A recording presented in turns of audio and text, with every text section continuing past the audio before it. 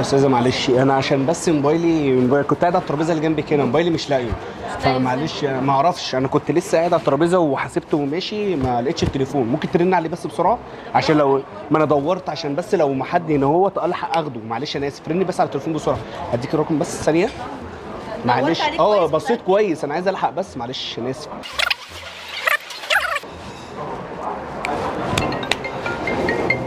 ده ايه ده بقى ده؟ اسجله بيه؟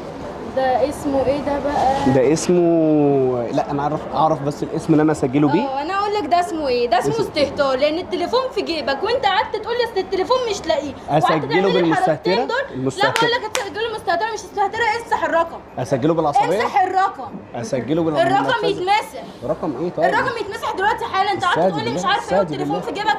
ما بحبش الجو ده جو تلزيق. ما جو بحبش الجو تلزيق ده. ايه؟ طيب انا بتكلم بالراحه. قله ذوق. امسح الرقم. طب نزود الذوق. امسح الرقم